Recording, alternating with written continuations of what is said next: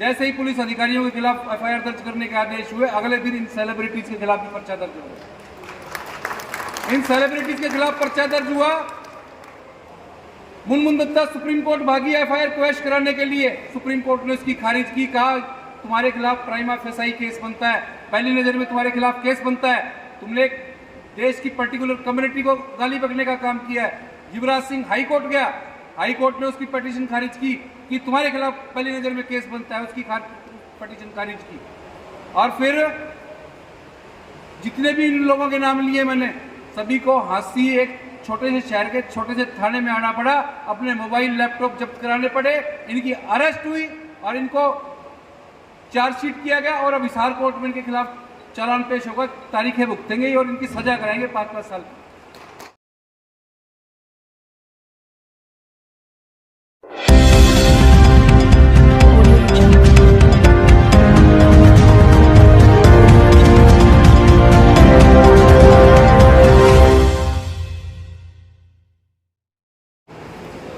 आदरणीय रजत कलसन जी से, जो राष्ट्रीय संयोजक हैं, हमें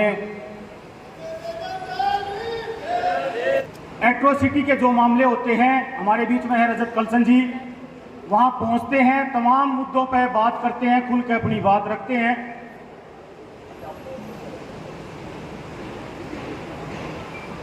और हमारे बीच में पहुंचे हैं, हांसी से आए हैं। मैं सर का बहुत बहुत धन्यवाद करता हूं और यहां पर पहुंचने पर अभिनंदन करता हूं। और मैं उनसे निवेदन करूंगा कि सुंदर शब्दों में अपनी बात रखेंगे और हमारा मार्गदर्शन भी करेंगे एडवोकेट रजत कलसन जी। एक बार जोरदार तालियों के साथ रजत कलसन जी।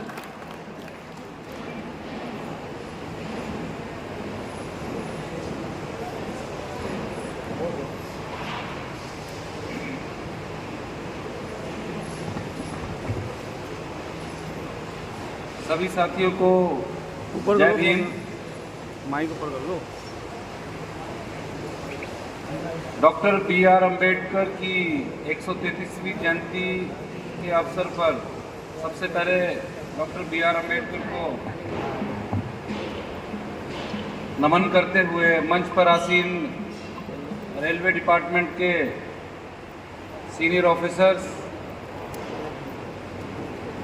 हमारे schedule caste railway employ association के जो नेशनल सेक्रेटरी हैं अशोक कुमार जी,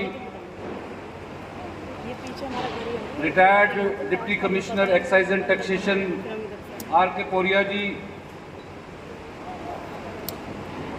और हमारे इंस्पेक्टर साहब,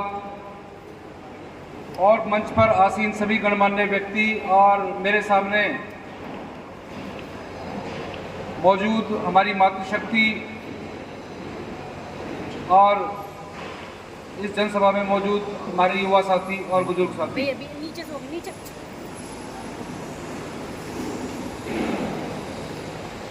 साथियों, मैं एक सोशल एक्टिविस्ट हूँ। अगर आप कहेंगे कि दलित ह्यूमन राइट एक्टिविस्ट हूँ तो गलत नहीं होगा।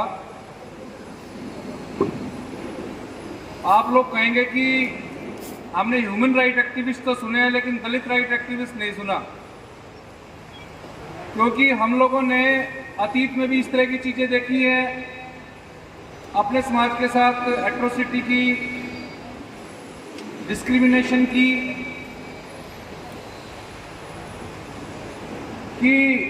और आज भी कॉन्स्टिट्यूशन लागू होने के बाद 74 साल बाद भी आज भी इस तरह की घटनाएं हो रही हैं।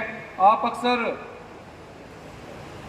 न्यूज़पेपर्स में, टीवी पे, सोशल मीडिया पर देखते होंगे कि जो घटनाएं एक इंसान के साथ नहीं होनी चाहिए। बाबा साहब की जयंती पे अगर हम इस तरह की बातें कर रहे हैं, वो इसीलिए कर रहे हैं कि बाबा साहब जब इस दुनिया में आए और उन्होंने इस दुनिया से रूबरू हुए तो उनका सबसे पहले जो सामना हुआ वो कास्टिज्म, जातिवाद से उनका आमना सामना हुआ। आप सभी लोगों को बताने की जरूरत नहीं है कि उनको इस कास्टिज्म ने, जातिवाद ने स्कूल में पढ़ने की परमिशन नहीं दी। जैसे तैसे एडमिशन लिया तो भी उनको स्कूल के कमरे से बाहर बिठाया जाता था। स्कूल के पब्लिक जो पानी पीने की जगह होती है, वहां से उनको पानी पीने की परमिशन नहीं थी। तो तमाम तरह की एट्रोसिटी और अपमानजनक चीजें उन्होंने बर्दाश्त की और उन्होंने इतनी ज्यादा एजुकेशन हासिल की। अभी मेरे साथी अपनी रागनी में बता रहे थे कि आज के समय में भी सभी सुविधाएं होने के बावजूद भी आज के जो छात्र हैं इतनी हाई लेवल की एजुकेशन लेने के बारे में नहीं सोच सकते। तो मैं बात कर रहा था कि मैं एक दलित ह्यूमन राइट एक्टिविस्ट हूं। वो इसलिए कर रहा था कि आज की तारीख में भी, आज के समय में भी, जब दुनिया चांद पर पहुंच गई है और तमाम तरह की संचार क्रांति के माध्यम से आप लोगों के पास अल्टीमेट गैजेट्स हैं जिनके माध्यम से आप अपने घर पर बैठकर अमेरिका बात कर सकते हैं, उसकी फोटो देख सकते हैं। इस तरह के आधुनिक वातावरण में भी हम लोगों को ह्यूमन इंसान नहीं माना जाता है।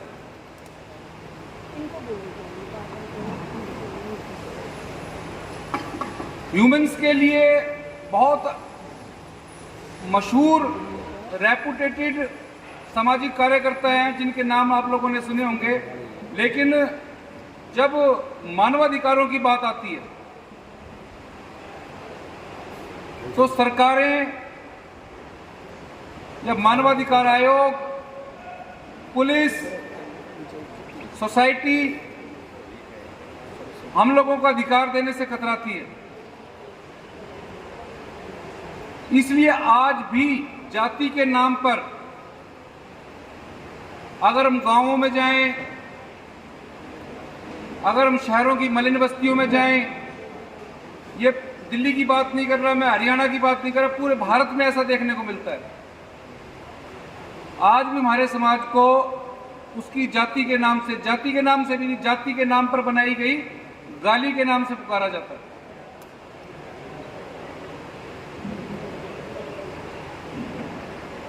आज भी जाति के नाम पे मारा पीटा जाता है, मर्डर किए जाते हैं। जाति के आधार पर SC ST समाज की लड़कियों को सेक्सुअली एक्सप्लॉइट किया जाता है, उनका रेप किया जाता है, गैंग रेप किया जाता है, उनकी जान ले ली जाती है और बस्तियों में आग लगाई जाती है, कत्लेआम किया जाता है।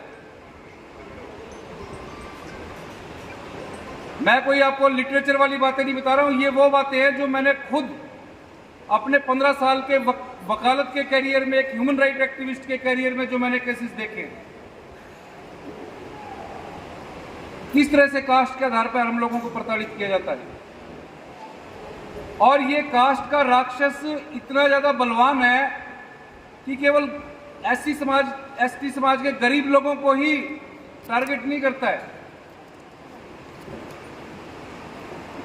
जो हमारे समाज के आर्थिक रूप से संपन्न लोग हैं, नौकरीशुदा लोग हैं, बड़ी बड़ी नौकरियों में हैं, इसके पंजे वहां तक भी पहुंच रहे हैं। मैं हरियाणा से हूं और हरियाणा में अगर आप एट्रोसिटी की बात करें तो देश में हमने NCRB का रिकॉर्ड उठा के देखे, नेशनल क्राइम रिकॉर्ड ब्यूरो का रिकॉर्ड उठा के देखे, तो देश में atrocity SC community, ST community के खिलाफ एट्रोसिटी के मामले में मध्य प्रदेश सबसे ऊपर है, उसके बाद राजस्थान है, उसके बाद उत्तर प्रदेश है, चौथे नंबर पर हरियाणा है। मैं हरियाणा से हूं और मैंने हरियाणा में इस तरह के केसेस देखे हैं कि जातिगत दुर्भावना से, जाति के आधार पर बदला लेने की नीयत से पूरी की पूरी बस्तियों को जला दिया गया।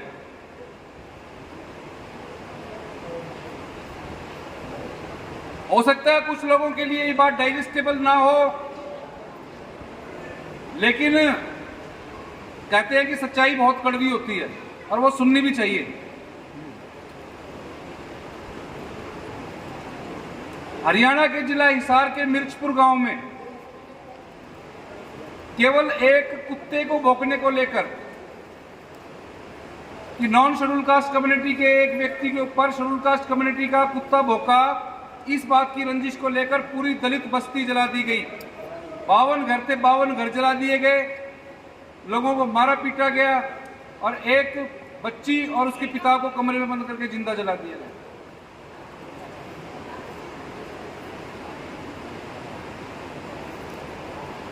एक एससी कम्युनिटी की लड़की को सरेआम सड़क से उठाया जाता है, स्कॉर्पियो में ले जाके नहर के किनारे उसको ले जाके रेप किया जाता है, उसको वीडियो बनाया जाता है और उसको कहा जाता है कि अगर ये बात किसी को कही तो ये वायरल कर देंगे। और उसके बाद भी वो वीडियो वायरल कर दी जाती है और जब वो वीडियो वायरल करके उसके फादर के पास पहुंचती है तो उसका फादर सुसाइड कर लेता है। मैं इस सब के बीच में सरकार को, पुलिस को क्यों लेके आता हूं? इसलिए लेके आता हूं कि हर एट्रोसिटी के मामले में सरकार ये कहती है कि एफआईआर दर्ज मत कराओ। जो जाति के आधार पर बनी खापे पंचायतें हैं वो भी ये कहते हैं कि इस मामले को कोर्ट कचहरी पुलिस में मत लेके जाओ। डीसी एसपी भी ये कहते हैं कि इस मामले को यहीं रहने दो। और जो मैंने आपको रेप का मामला बताया, उसके फादर का सुसाइड वाला मामला बताया, उस मामले में भी पुलिस ने इतनी हीनियस क्राइम की घटना होने के बावजूद भी उसमें एफआईआर दर्ज नहीं की। और एफआईआर दर्ज की तो इस तरह से एफआईआर दर्ज की कि उस मामले में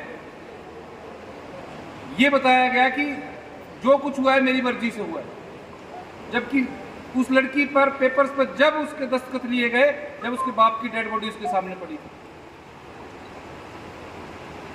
तो बीइंग एक्टिविस्ट हम लोगों ने जो मिर्चपुर का केस था उस केस में लड़ाई लड़ी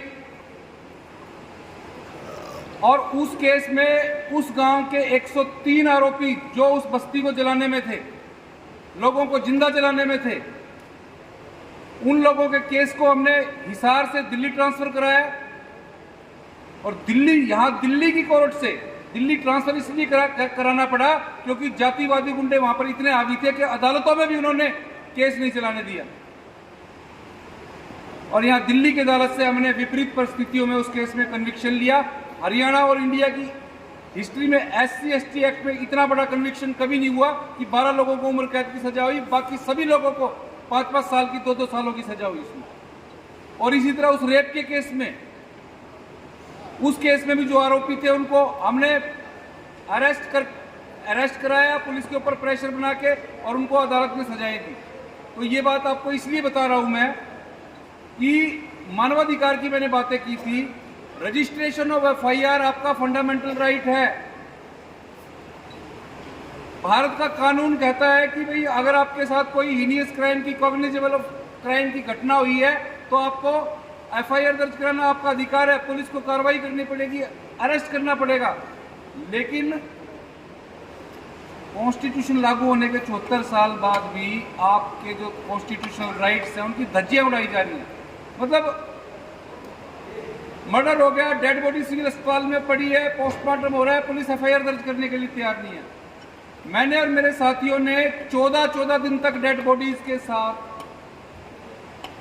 सड़कों पर बैठकर धरने दिए हैं, तब जाकर एफआईआर दर्ज हुई है, तब जाकर कार्रवाई हुई है। इसलिए मैं दलितों के अलग ह्यूमन राइट्स की बात करता हूं। कुछ लोग बोलेंगे कि नहीं ये पुराने जमाने की बातें हैं, अब ऐसा नहीं होता। लेकिन मैं मोहल्लों की बात नहीं करता, मैं सेक्टरों की बात नहीं करता, लेकिन जो लोग नौकरियों में हैं, हो सकता है आपके डिपार्टमेंट में अच्छे हालात हों, लेकिन हरियाणा में मेरे पास आईएएस लेवल के, आईएएस की भी सीनियर अधिकारी, एसीएस लेवल के अधिकारी, जो एडिशनल चीफ सेक्रेटरी लेवल के अधिकारी, फॉरेस्ट के additional chief conservator, police department के आईजी, एसपी, जो एससी कम्युनिटी से हैं, इन लोगों की भी एफआईआर दर्ज नहीं होती। तो आम लोगों का क्या हाल होगा, जो गरीब लोग गांव में रहते हैं, जो गरीब लोग शहर की बस्तियों में रहते हैं।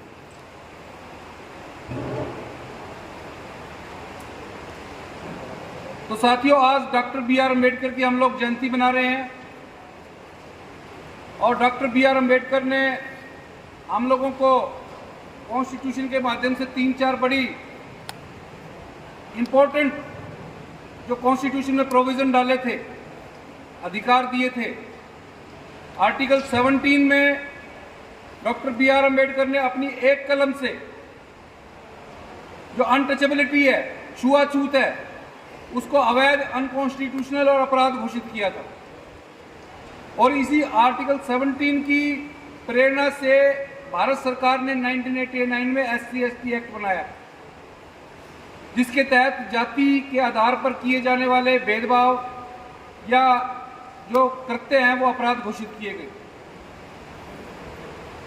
आप लोग जानते हैं कि आजादी से पहले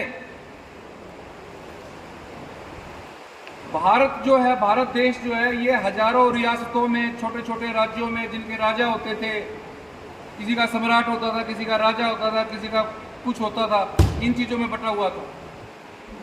डॉक्टर B.R. अम्बेडकर को कॉन्स्टिट्यूशन ड्राफ्ट करने का मौका मिला और उन्होंने अपनी कलम से जब कॉन्स्टिट्यूशन को ड्राफ्ट किया, अपनी एक कलम से भारत को दुनिया का सबसे बड़ा डेमोक्रेटिक कंट्री, सबसे बड़ा लोकतंत्र बनाने का काम किया।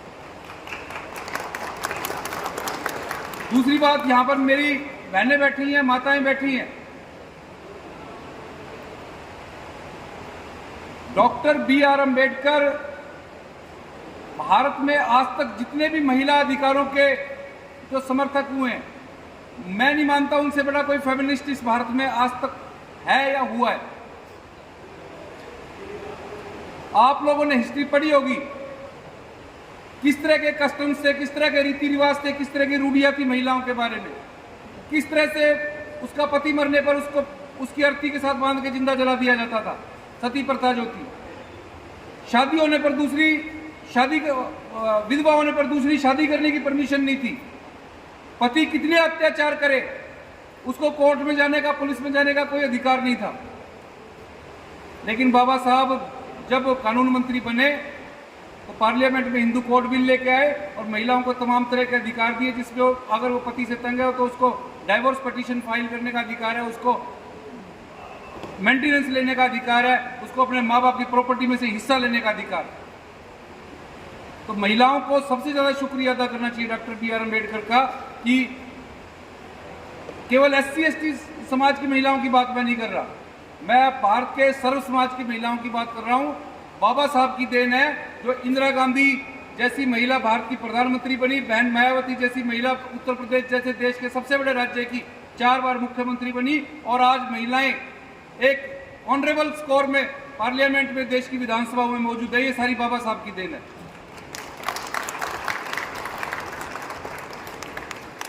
और साथियों, बाबा साहब ने हमको एजुकेशन, शिक्षा का जो कॉन्सेप्ट कॉन्स्टिट्यूशन में लेके आए, उस शिक्षा के माध्यम से मैं एक बात कहना चाहूंगा कि हम लोगों ने, बाबा साहब ने शिक्षा का भी अधिकार दिया। आर्टिकल 332 से 340 में रिजर्वेशन की बात की बाबा साहब ने, क्योंकि हम लोगों को सैकड़ों सालों से दबा कर रखा गया था, समान धारा में नहीं आने दिया गया था। कॉन्स्टिट्यूशन की बात हुई थी और उस शिक्षा के माध्यम से हम लोगों ने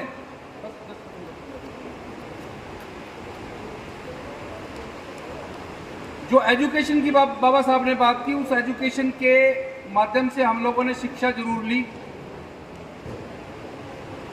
लेकिन उस शिक्षा के माध्यम से हम लोगों के अंदर जो एक संगठन आना चाहिए था, और संगठन के बाद हम लोगों को जो सत्ता के लिए संघर्ष करना चाहिए था, जैसा कि बाबा साहब की सोच थी कि भाई हमारे लोग पढ़ेंगे, लिखेंगे और संगठित होकर, क्योंकि हम लोग 85 में पूरे देश में SC/ST OBC, अगर हम लोग एक हो जाएं तो देश का प्रधानमंत्री भी होगा, आपका होगा, राज्यों के जो मुख्यमंत्री वो भी आप लोगों के होंगे। लेकिन बाबा साहब का ये सपना पूरा नहीं हुआ।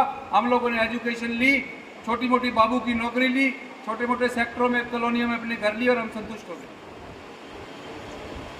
और रिजर्वेशन में खुश हो गए। छोटे मोटा आप क्लर्क से हम सुपरिटेंडेंट बन गए, सुपरिटेंडेंट से थोड़ा और ऊंचे ओहदे पर चले गए, लेकिन जहां पर आप लोगों को रिजर्वेशन मिलना चाहिए था वो रिजर्वेशन आप लोगों को आज तक नहीं मिला। रिजर्वेशन कहाँ आप लोगों को मिलना चाहिए था? रिजर्वेशन आप लोगों को सुप्रीम कोर्ट में मिलना चाहिए था। रिजर्वेशन आपको देश की अलग अलग हाई कोर्ट्स में मिलना चाहिए था। ये लोग पैरेलल गवर्नमेंट चलाने का काम करते हैं। इन्होंने जो फैसले दिए वो सरकार के कानून बनाने के बराबर है, और इतनी ज्यादा महत्वपूर्ण पोस्टें हैं, इनको कोई अपने पद से नहीं हटा सकता। अगर पद से हटाने के लिए भी इनको संसद में महाभियोग इम्पीचमेंट लेके आना पड़ता है। लेकिन आपका रिप्रेजेंटेशन कहाँ है सुप्रीम कोर्ट और हाई कोर्ट्स में? पूरे देश में 1400 के करीब हाई कोर्ट जज है, उसमें आपके 14 जज हैं केवल। सुप्रीम कोर्ट में आपका एक भी जज नहीं है। और जितने आर्मी है, आर्मी में हमारा रिप्रेजेंटेशन 0 है। हम कहीं से कम है क्या? नीति आयोग, IRDA, सेबी, इस तरह की जो संस्थाएं हैं देश में इस समय कैबिनेट रैंक के 300 से ज्यादा कैबिनेट सेक्रेटरी रैंक के अधिकारी हैं जो एक्चुअल मायने में सरकार चलाने का काम करते हैं। पॉलिटिकल पार्टीज की सरकारें 5 साल में आती हैं, चली जाती हैं, लेकिन ये अधिकारी जो IAS अधिकारी हैं ये हमेशा बने रहते हैं। इसमें आपका रिप्रेजेंटेशन कितना है? कहने को एजुकेशन लेके हम IAS IPS बन गए, लेकिन आपके लोग खुड्डे लाइन पोस्टों पर हैं। आपके IPS अधिकारी जिलों में SP की पोस्टों पे नहीं है, आपके IAS अधिकारी जिलों में DC की पोस्ट पे नहीं है। तो बाबा साहब की जयंती पर केवल जय भीम किया, उन साहब ने गौतम बुद्ध की कुछ चौपाइयां सुनाई और यहाँ पे भंडारा खा के हम घर चले गए, इससे कुछ आने जाने नहीं है। बाबा साहब ने जो बातें कही थी, शिक्षित बनो, संघर्ष करो और संगठित होकर सत्ता में आओ। दूसरा, एक बात बाबा साहब ने ये कही थी कि भाई गुनाह करने वाले से, जुल्म करने वाले से, जुल्म सहने वाला ज्यादा बड़ा गुनहगार है। हम लोग खासतौर पर कर्मचारी वर्ग, अधिकारी वर्ग केवल इसलिए एट्रोसिटी, भेदभाव सहते रहते हैं कि भाई हमारी नौकरी से पहले कभी चार्जशीट ना हो जाए, कोई स्पष्टीकरण ना आ जाए, कभी पेंशन जाने से पहले हमको घर ना बिठा दे। अगर जिस तरह से हमारे साथियों ने all India railway employ association बनाई है, इस तरह के मजबूत संगठन बना के हर डिपार्टमेंट के लोग रहें, तो किसी की इतनी हिम्मत नहीं होगी कि आप लोगों को छेड़ सके। हम लोग हमारे लोग ईमानदार लोग हैं, मेहनती लोग हैं, लगन से काम करने वाले लोग हैं। हम गलत काम नहीं करते, हम कभी करप्शन नहीं करते।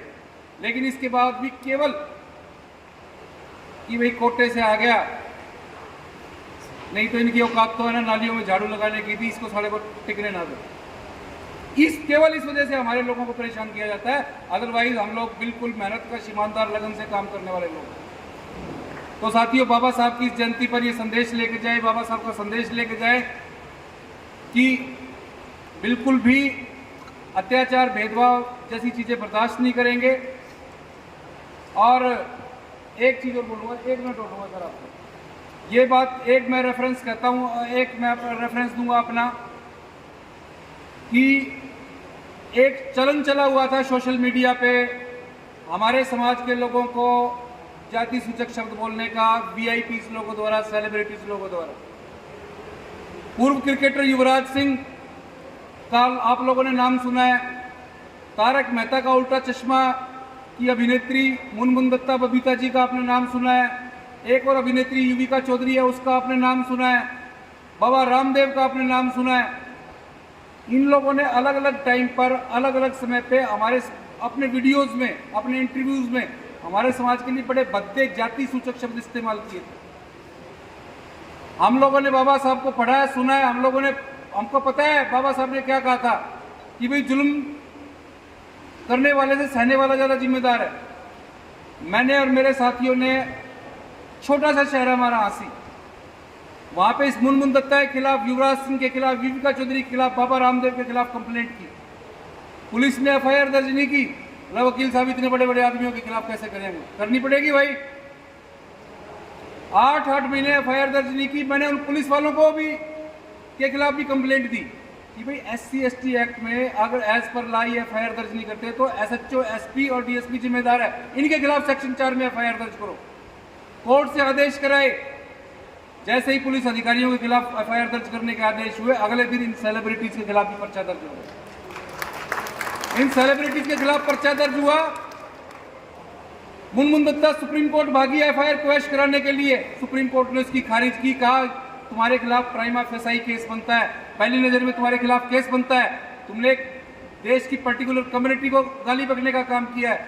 युवराज सिंह हाई कोर्ट गया, हाई कोर्ट ने उसकी पिटीशन खारिज की कि तुम्हारे खिलाफ पहली नजर में केस बनता है, उसकी पिटीशन खारिज की। और फिर जितने भी इन लोगों के नाम लिए मैंने, सभी को हांसी एक छोटे से शहर के छोटे से थाने में आना पड़ा, अपने मोबाइल लैपटॉप जब्त कराने पड़े, इनकी अरेस्ट हुई और इनको चार्जशीट किया गया और अब हिसार कोर्ट में इनके खिलाफ चालान पेश होगा, तारीखें भुगतेंगे और इनकी सजा कराएंगे 5-5 साल की। तो ये एक उदाहरण दिया मैंने आप लोगों को, छोटी से छोटी चीज भी बर्दाश्त ना करे, ये मैं नहीं कर रहा, ये बाबा साहब कह के गए थे। सभी को एक बार फिर से जय भीम जय भारत।